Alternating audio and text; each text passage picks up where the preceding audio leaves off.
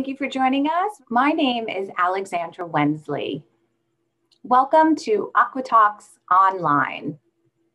It's wonderful having you all join us. Let's start with a couple of good quotes to get us ready and in the spirit for our talk about how to make your business more profitable. This quote was by Maya Angelou. If you don't like something, change it. If you can't change it, change your attitude. And this next quote is an anonymous quote. It says, I don't believe you have to be better than everybody else. I believe you have to be better than you ever thought you could be. Thank you. I'm your host for AcquaTalks Online, presented by the Estates at Aqualina, the world's finest residences, offering 248 ultra luxury residences in Sunny Isles Beach.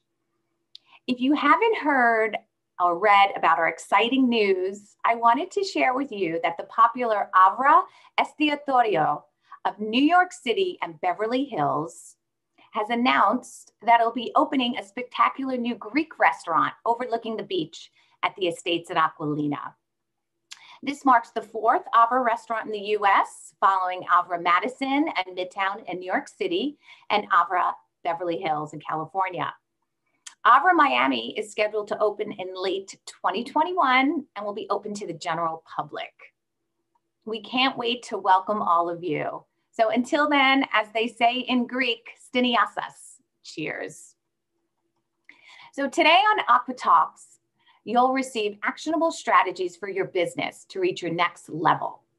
You'll learn tools to help optimize your business and reach success, abundance, and ultimately prosperity.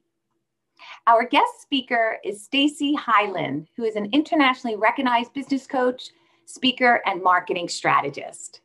She helps entrepreneurs with powerful marketing and sales strategies to get more clients, more profit, and I like this, and more time off to enjoy who and what they love, which is so important. Stacey is the author of the soon-to-be published book called Hidden Profits, More Clients and Cash. She's also the creator of several popular programs such as the Hidden Profit System, Become a Magnet, Attracting Your Perfect Clients, and Selling with Confidence, Getting a Yes Without Being Pushy. Stacey also served as Vice President of Consulting for Tony Robbins' Business Mastery Program. She's been featured and quoted in so many media outlets, including CNN, MSN, Fox Business, and other TV shows and magazines. So joining us live from Montreal, Canada, please help me welcome Stacey Hylen. Stacey, are you there? I am. Hi, welcome. I'm excited to be here. Oh, good. It's so good to have you. So as many of our participants who are watching, they've joined AcquaTalks. They know how it runs, but everybody that's new, welcome again to AcquaTalks. I'm going to let Stacey present, and then I'll come back at the end for a Q&A. So we encourage you to put your questions, comments in the Q&A section. So at the end, we can address it with Stacey. So I'm going to turn it over to you, Stacey. Thanks, Alexandra. Yes, definitely leave me any questions or comments in the chat, and we'll handle those at the end. And let me share my screen, and away we will go. All right. All right. So I'm known for helping people add a zero to their business without the hustle. And that's what we're going to talk about today, of how to be more profitable and make more money in your business. So as Alexandra mentioned, I am former VP of consulting with Tony Robbins in his Business Mastery brand. I always say that is not the firewalking part of the brand. That is the how to grow your business brand that was started during the last recession. And my Add a Zero system goes through 7 steps, and we're going to cover 3 of those today in the time we have available. They're mindset, hidden profits, which is how to find money in your business that you didn't even know you had, perfect clients, which we're going to talk about today, strategic positioning, which is how to help you go from being a commodity to becoming a high-end one in the kind in your market. The 5th thing is the offer, packaging, and pricing. The sixth that we'll also cover today is stacked marketing. We're going to dig into that. And then optimizing the sales process. So that every step of your sales process is improved and optimized to get you the best results. All right. So like I said, it's add the zero, but it's without the hustle. And this is why this is important. That's me when I was a little kid and my dad. And my dad died when he was 56, which the older I get, the younger that seems. And he died without doing any of the things on his bucket list. You know, he wanted to do the intercoastal waterway on a boat. He wanted to go to Australia. He didn't spend as much time as he would have liked with us as a family and vacations and things like that. So that's why it's really big part of like, let's grow your business, but let's do it without the hustle. So you have that time with your family, with your friends, the freedom to do what you want to do in your business. So I'm a strong believer you can do that with have the prosperity and have the life you love. All right. So today we're going to dig into mindset, perfect clients, and stacked marketing to help you grow your business. All right. So the first thing about mindset, working with Tony Robbins is everything that you do comes down to mindset, right? And so when you're looking at business, you can't just look at business strategies because as they say, every level you get a new devil. That means like inside your ears, right? Inside your head, there's another reason that you stop yourself from going to that next level. So the first thing you want to do with your mindset is decide to grow your business and decide to add a zero. So I've helped people that are just starting out go to 6 figures. I've helped people go from 6 to 7 figures and from 7 to 8, actually from 6 to 8 figures growing their business and still having a life. So if you're ready to grow and if you want to add a zero, like pop it in the chat, commit to it now. Like in Tony Robbins thing, we'd be jumping up and down and raising our hands.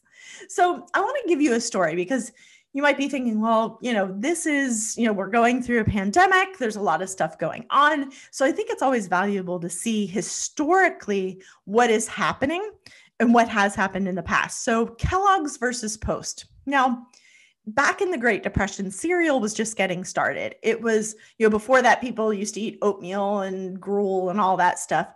And so they started cereal. And at the beginning of the Great Depression, Kellogg's and Post were nose to nose, right? They were right there battling it out for that cereal aisle. And Post at the Depression decided to cut their costs, including their advertising. Kellogg's, on the other hand, doubled down. They doubled their ads and launched a new product. So you're probably thinking, well, that's the Depression. How does that affect where they are today?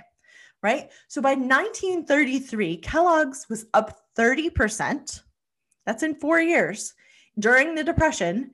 And Post has never caught up, right? And in 2020 earnings, Kellogg's was at $22 billion versus Post at $6 billion.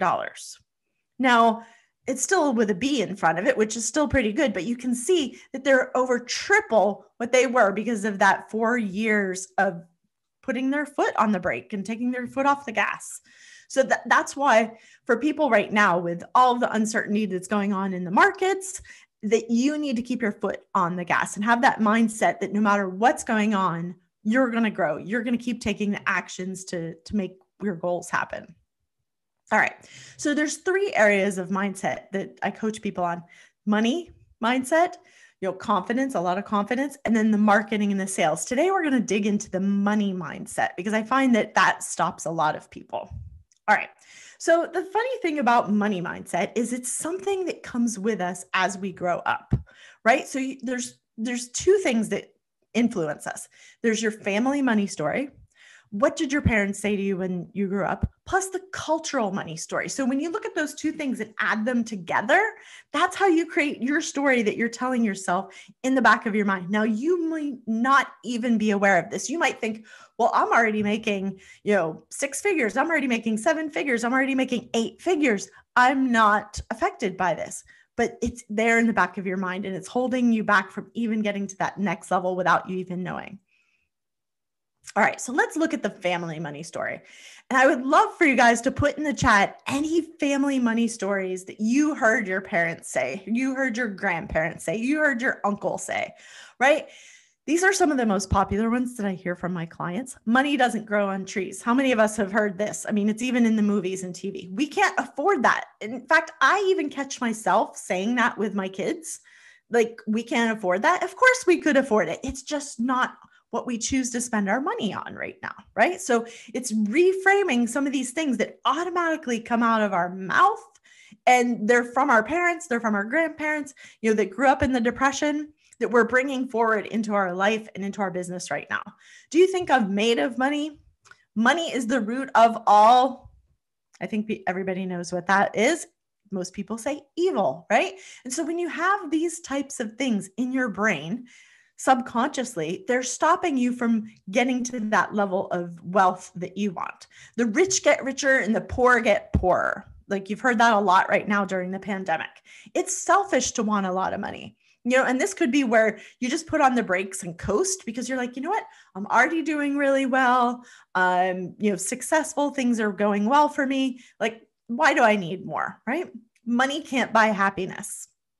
So I'd love to see some of the things that your family said that that you've heard in your house, and some of the things you catch yourself saying, right? Because it drives me when I say we can't afford that. I'm like, no, stop, cancel that, and change it into like, that's not a priority for us right now. I don't choose to spend my money on that when my kids ask me for things.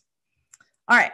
So then there's the cultural money story. Okay. So in North America, we have this work hard, really strong work ethic. It came from the Puritan ancestors that we had, that they said, oh, you have to work. You can't have pleasure. You cannot rest and enjoy. You have to keep working. Right. I remember seeing a farm in Maine when we were on a motorcycle trip, and it was called Hard Scrabble Farm. And I was like, who wants to live on Hard Scrabble Farm? It's named after suffering and misery, but that's the mindset, right?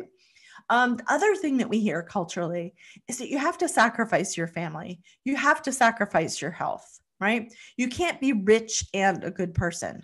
So that's I would love to see in the chat, like, have you seen in the media that's super rich in a movie, in a TV show, and they frame them as the bad person, right? Whether it's Cruella stealing all of the puppies, or, the Sopranos, he's a criminal, but he's really rich. They always show the rich people. I'm not going to say always, but a lot of the time, that rich people are not good. And this is all being, like, even in cartoons that our kids are seeing, they're seeing the same thing. All right. So the good news about your money mindset is that you can change it. You can reset this. And that's why at the beginning I said you need to choose. You need to be conscious. And that's really the first step in reaching a new goal, is to become conscious of what's stopping you from hitting your goals. All right. So here's what I like to do, is reset your money mindset. Now, there's a lot of things that we can do in terms of mindset hacks and strategies, but what I'd like to do is do the numbers. So get out your pen, right? Get out your pen, get out your paper. This is going to be a very interactive session. And I want you to figure out what your money set point is. So the way we usually do that is we look at what are the last 6 months of income that you've had, right? And you list down those last 6 months of income. And then you divide it by 6, and you're going to get your average, right? And your average is your set point. And the reason why I have a picture of the speedometer is because it's like cruise control, right? So I always say, if you were a salesperson and you are used to having $10,000 months, just for an easy number, and at the beginning of the month, you've already hit $10,000, all of a sudden, those salespeople, that their set point is $10,000, they start coasting. They start putting on the brake, just like your cruise control in the car when you start going too fast, right?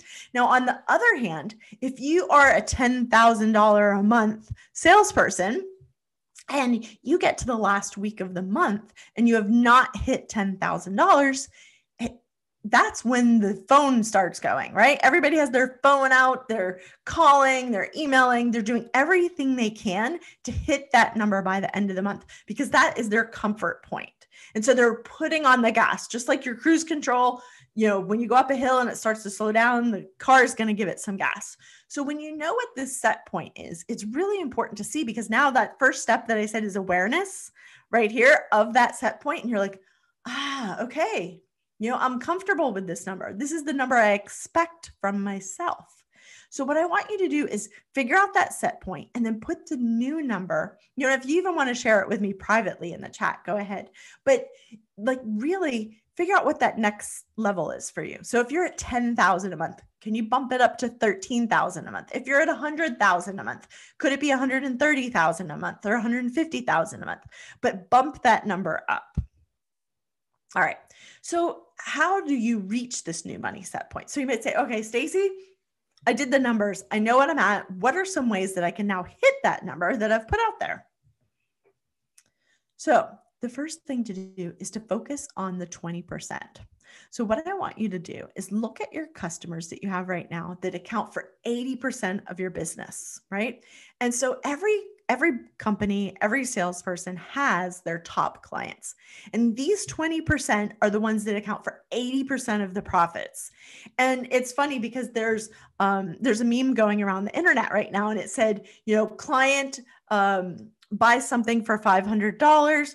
They send this huge long thing of all their questions, all the things, all their problems, right?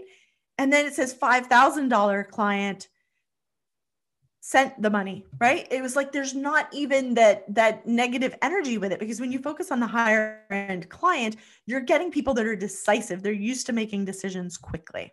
So I want you to start to focus on those 20% of the customers that account for 80% of the profits. Who are these people? And we're going to go through a few exercises to figure this out for you. Now, the question is, maybe you don't want to focus on the top 20%. Maybe you want to focus on that top 2%, right? So here at the Estates at Aquilina, they have a soon to be released penthouse, the Palazzo de Paradiso, right? Now that penthouse is at $59 million, 17,000 square feet and 2 floors of absolute, it's stunning, right? So the thing is that you can sell, I always tell my kids, if you want to work in a restaurant, you can be a waitress at a place that sells $10 meals, or you can work at a place that has $1,000 bills, right? And so that's where the top 2% of the market is going to allow you to really up your money mindset and your set point very quickly. And I have some sneak peek pictures. So there it is. Isn't that gorgeous? The penthouse. So you have 2 full floors. So start to be thinking, who are the top 2% of my buyers that this would be a fit for, right?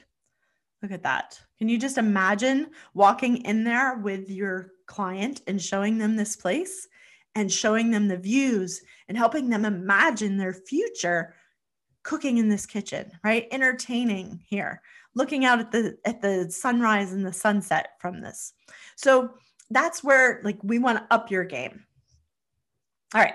So why do you want to market to your perfect clients? Well, I mentioned the mindset of the perfect clients. Number one, they're going to buy more, right? Studies have shown the average person sells their house every 7 years. So the thing is when you work with your perfect clients, even in real estate, even though you're not selling them something every week or every month or every year, they're more likely to buy more, right? They're going to buy another house in another location. They might buy their kids a house or their grandchildren a house, right? They're going to have higher lifetime value per client, which means there's less time for you, that you don't have to spend all your time trying to get new clients. And then the third thing, which I love, is that they refer lots of other perfect clients, right? They have friends, they have family that are also at that same level for you. So I would love share in the chat who your perfect clients are.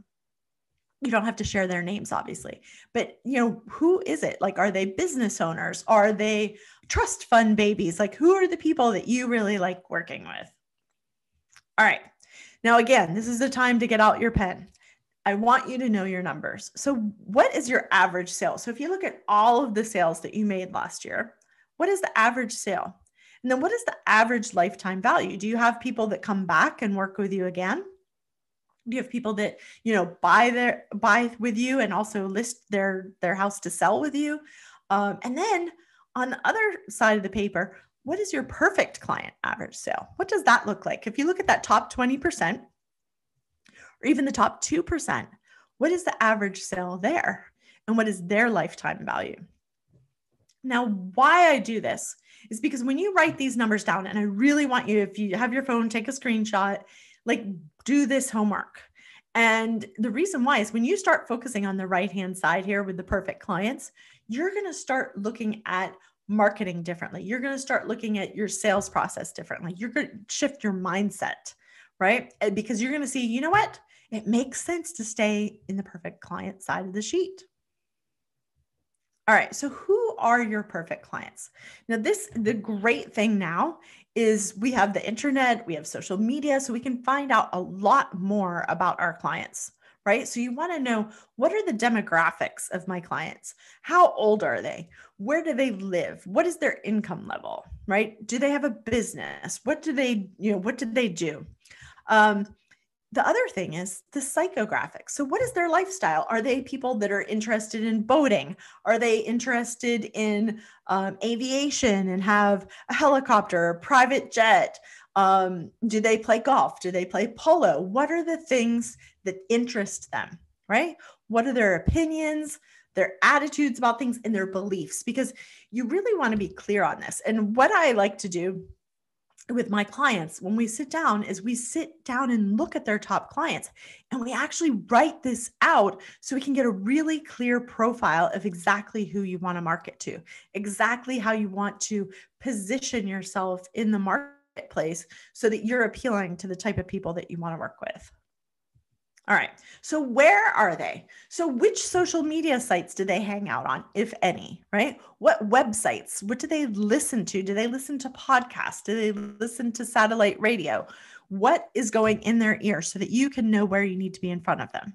Okay. Now, like for example, when I worked with Tony Robbins, we knew which radio shows they were on. We knew which markets they were in across the United States. And that's where they advertised. Now, what do they like? Are there magazines that they read? Are they reading Coastal Living? Are they reading the Robb Report? What is it that's in their hands on their living room tables, right? What do they watch on TV? Do they watch TV? What brands do they like? Are they Louis Vuitton? Are they Cartier? And what did they buy? So like, are there certain types of cars they like? Are they horse people? Are they yacht people? Right. And once you start to know that, you'll know where to market to them and where to find more of them. All right. So we've talked about mindset and we've talked about your perfect client. So now what I want to talk about is some of the steps to take to do the marketing. So I have a concept called stacked marketing. And that's one of the things that's so important. We're going to go through each letter here and I'll share what those are. The reason why this is very important is because I've been coaching for 20 years and I've seen what happens when overnight marketing strategies don't work anymore, right? Facebook shuts down ads. For example, Apple just put in a new thing that really messes up with the ad delivery, right? So people right now are struggling with ads because they're not getting delivered. They're not getting the results they want. Facebook could shut your advertising account down overnight. It's happened to me. I lost my whole Instagram account that had like 5,000 people on it overnight for no reason. So as some of these big brands own the media, we need to look at where we're creating our stack. All right. So the first part of stacked marketing is being strategic. You want to have a unique strategic position that eliminates your competition. And I'll give you an example of this. One of my clients is in logistics, and in logistics, it's a very commoditized market. And so what we wanted to do is move him from being a commodity to being more couture. Okay. And the reason we wanted to do this is because when you're a commodity, people are like, oh, you're the same as everyone else. I can find, 10 realtors to help me. I can find, 300 different logistics companies to help me. And they just want the lowest price. And when we did the exercise with my clients' perfect clients, we discovered that what was happening is when people were having things delivered, it was a mess. And so we started talking about, listen, this is not going to be the cheapest way to ship your stuff, but we are going to have the highest end client satisfaction. So when you sell $1 million piece of equipment and it gets there, your client is happy, which means they're going to buy again. They're going to increase their lifetime value with you. So that's a really specific example, but that gentleman has gone from 6 to 8 figures in a huge competitive market against billion-dollar firms using this. All right. T, targeted at your perfect clients. So we talked about this a bit already. Where they are, you want to have messaging that talks to them. Okay. So that's why it's really important to know what they like, so that when you do the messaging, it's talking to them, where they are, how they think, instead of just vague messaging. And what this does is, when you do this, it builds the like, know, and trust factor, and people buy from people that they like, know, and trust. Right. And so it's funny, because my first coach that I hired, it was like, I went to their website and I felt like they were talking to me. All right. A stands for a call to action. What action do you want them to take? Now, this is where people miss out a lot of times, is that they constantly do things that they feel like they're doing marketing. They feel like they're doing sales, but they don't take that last step. So look at, when you're doing your marketing, what is the action you want them to take? Do you want them to like it? Do you want them to share, comment, subscribe? Do you want them to opt into your mailing list? Or do you want to schedule a showing? So those are some of the things that you can do in terms of a call to action on the pieces of marketing that you're doing. All right, consistent. Now, this is where I see a lot of entrepreneurs. What happens is they get into this feast or famine, right? The feast, things get really, really busy. You have tons of clients all at the same time. It could be seasonal. It could be the market's just moving really fast. And what happens is, when you get really busy, you slow down on your marketing. You slow down on what it did to make you successful. And then what happens is that you go into the famine, that you don't have enough leads, you don't have enough prospects, you don't have enough properties listed. And it's maddening, right? Because you've reached this level of success, and then like, oh crap, it's all stopped because I got so busy. So you want to have your minimum must do. That's your weekly mix.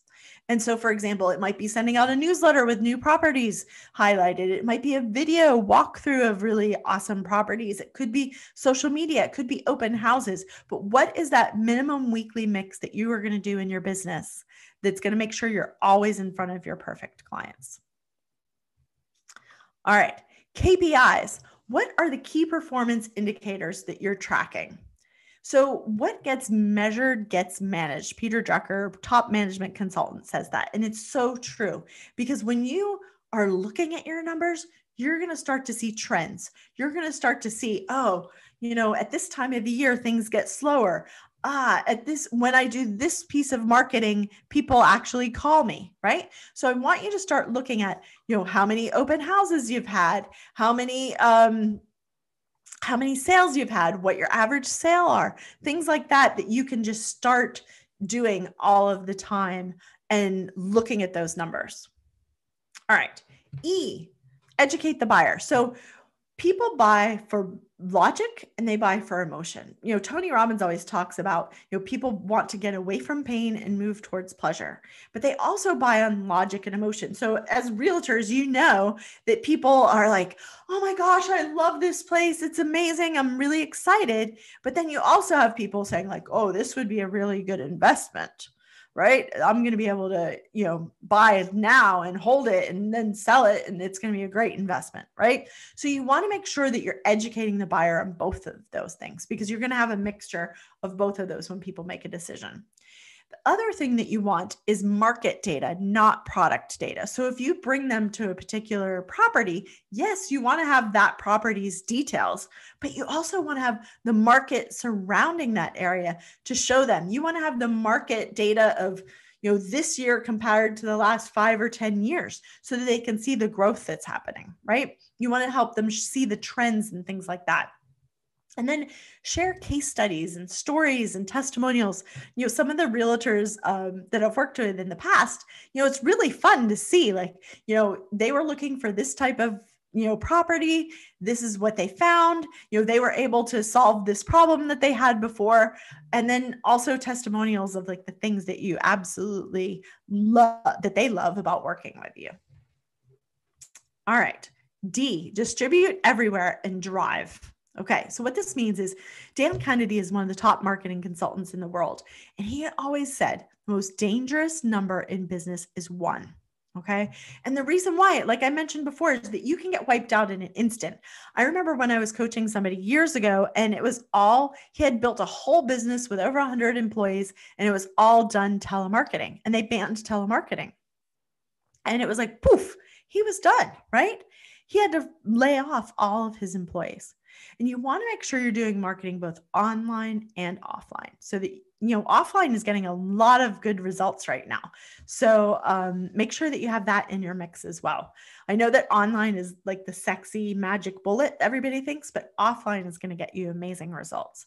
And then the last thing is drive the traffic back to your site, drive them back to getting their contact information, because like I mentioned before, Facebook, Instagram, all of these places that you're marketing, you're not getting the contact details. So you want to make sure as many times as possible that you're actually building a database of potential buyers and sellers. All right. So we went through stacked marketing, strategic, targeted, a call to action, consistent, KPIs, educate your buyer, and then distribute everywhere and drive them back to your website. So we have covered the mindset that you need. We've covered what kind of clients that you need to focus on. And we've talked about the stacked marketing, like how to put it all together to make sure that that's working so that you don't get in that feast or famine spot. All right. So I end all of my talks with this. Remember, don't just learn, implement, because if you do not implement, it's like one of those fitness magazines that you buy or one of those cooking magazines that you buy. And, there's lots of recipes that people have and they don't cook them, right? And there's lots of fitness magazines and people don't do them. So make sure that you put in your calendar, like, okay, highlight what you took away from today. And what are you going to do? And we're going to answer some questions in a minute here. So if you would like some more information on how to get high-end clients, go to moreclientsandcash.com. And what it's going to be is a checklist of the things that you need to do in order to boost your sales. So how to get the high-end clients, quick cash flow boosters that are free, and then what to do with your marketing so you don't have that feast or famine cycle in your business. All right. And if you would like to connect with me on LinkedIn, all you have to do is get out your phone and take a picture of that. And that will allow you to connect with me on LinkedIn. I'm Stacey Hylen everywhere, Facebook, LinkedIn, and Instagram. All right. And then if you want more help at adding a zero and going to the next level in your business, book a call with me. You go to staceyhylen.com. You can book a free strategy session. And what we'll do is we'll identify like, okay, here's the level where you are and you want to go here. The people I work with are already super successful and they want to go to the next level. They see, it's funny. What happens is most of my clients tell me is that they are so successful. Everybody sees them as successful, but they know that they're just using like a little pinky finger worth of their potential. And they know they have so much more potential that they can be using to get them to their goals and to be playing even bigger games. So book a call with me at staceyhylen.com and we'll jump on the phone and look at your business and see how I can help you add a zero. So I will turn it back to Alexandra and we can look at the questions that came up. Thank you, Stacey. That was great. Oh my God, it was filled with wonderful information. I love the stacked marketing. Thank you. But I also really liked what you said at the end.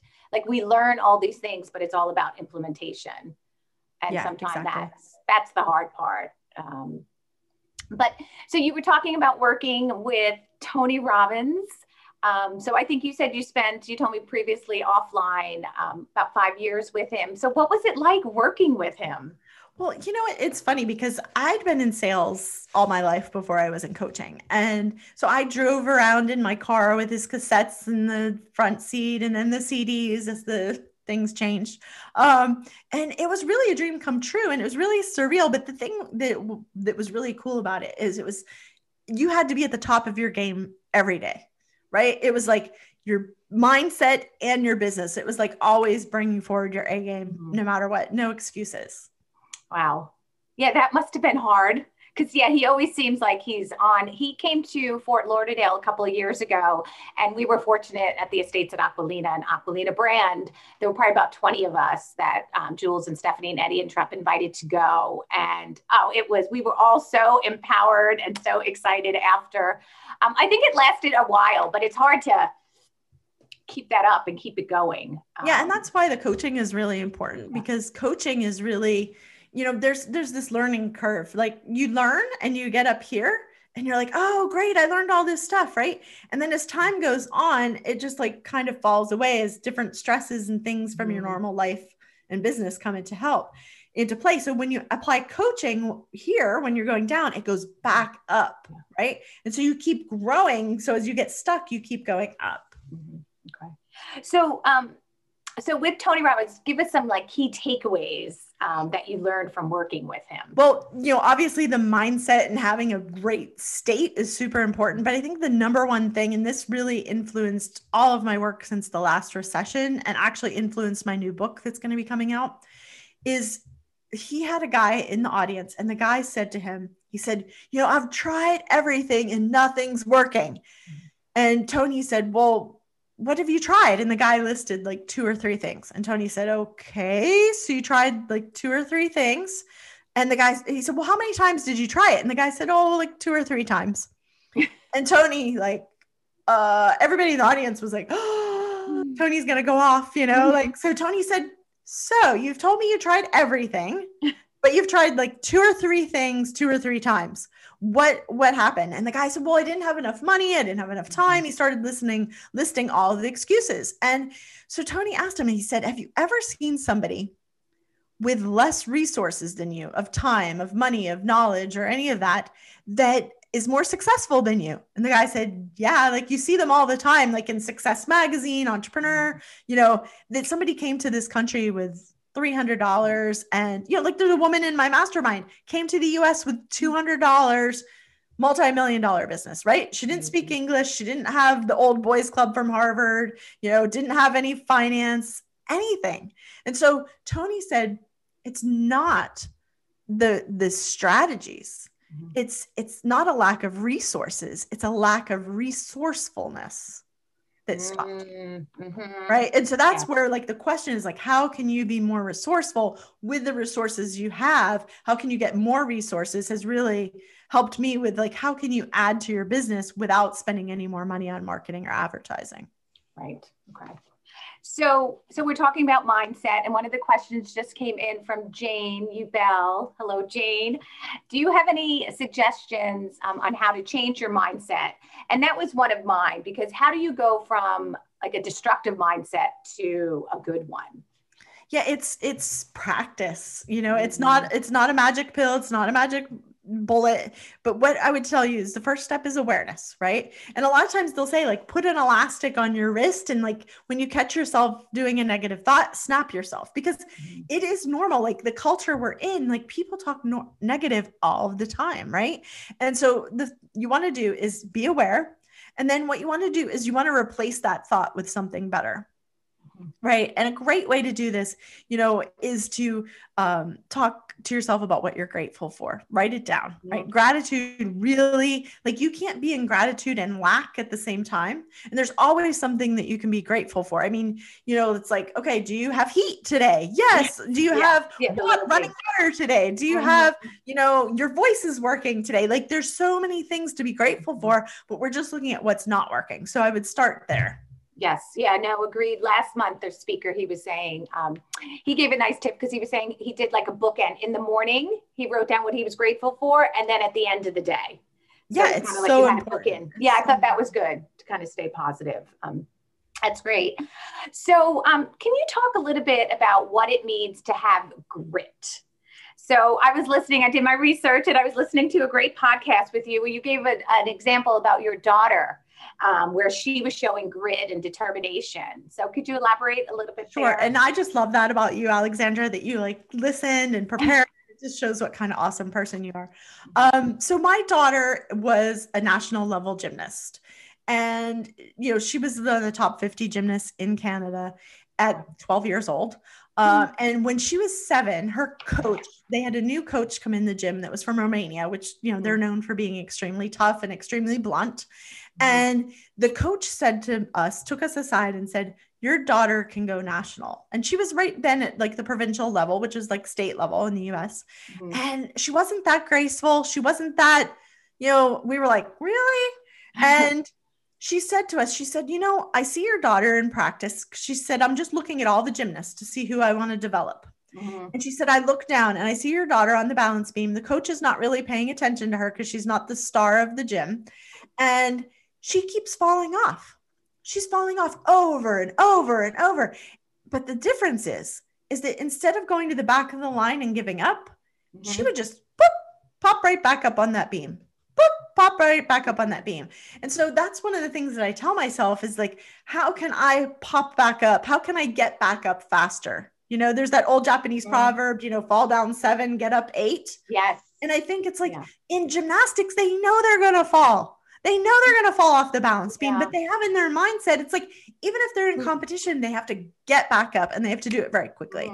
And as an entrepreneur, we have to know that our stuff isn't going to work. We're not going to get every sale we want, even if we have a great offer in, even if the client has good credit, like it's not always going to work in our favor. So we just have to have some of these mindset things to help us get back up faster. Yeah. Wow. That's a great story. You must have instilled a lot in her. Oh, thank you. That. Yeah. She inspires me. Yes, I know our kids do that. It's great. So on the call, we have a lot of our amazing real estate community, our brokers. So what 3 tips can you offer our real estate brokers to achieve better results? Yeah. So first of all, I would say daily mindset, like really saying, you know what, if I want to hit this new level, if I want to hit this new goal, like you already have the skills, right? You already know how to sell real estate. You already know what you're doing. That's all, in you already. But now it's like, if you want to get to that next level, what's the mindset that's going to take there? Like, how can you envision, selling the, penthouse, right? How many of you are like, oh, I can't sell the penthouse, right? But the people that are selling the penthouses are the people that think they can sell the penthouses, right? So if you want to sell the penthouse, if you want to sell the top properties and increase your average sale, then you need to do the mindset work every day. Then the second thing is to do actual revenue generating activities, right? You can't just think, sit and be like, I'm going to make $1 million. I'm going to make $10 million, right? It actually has to have action. So revenue generating activities are super important, and keep your focus on those numbers of your average sale, because as you keep the focus on it, you're inspecting that. You're going to actually be like, oh, this stinks to still be at 4 million as an average sale. I want to be at 10 million, right? Yes. So you're going to keep Yeah, no, I like that, because people then end up staying in like cruise control. Exactly. Got to keep pushing yourself. This question just came in. It says, you talked about hidden profits.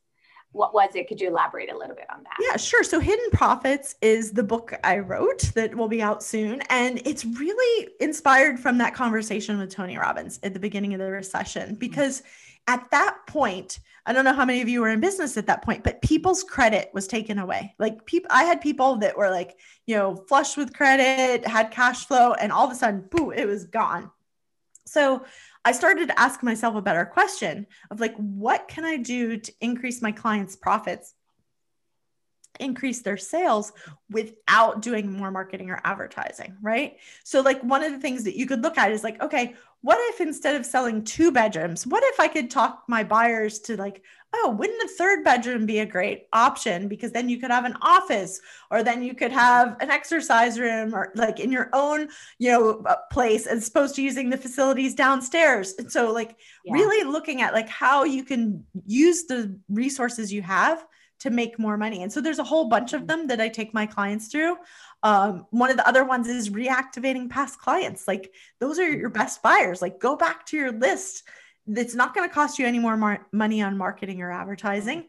Talk to them, ask them, what they're doing with their properties. Are they looking to move? Do they know anybody else that's moving? What about their kids? What about their grandchildren? So those are some of the areas relationships. You can really dig into what you already have. Right. Yeah. And keeping those relationships. Yeah, for sure. Yeah. Like you said, they might have family members, they might keep, they're always going to be looking.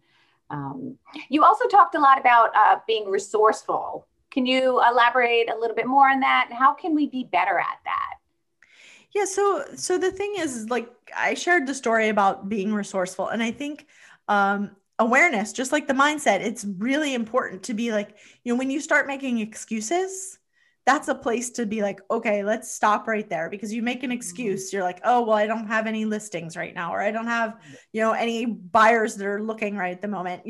That's like your thing that you're seeing right there. So it's like, okay, well, instead ask yourself a question: how can I get some buyers that are interested? How can I list more properties? And start to ask yourself those questions.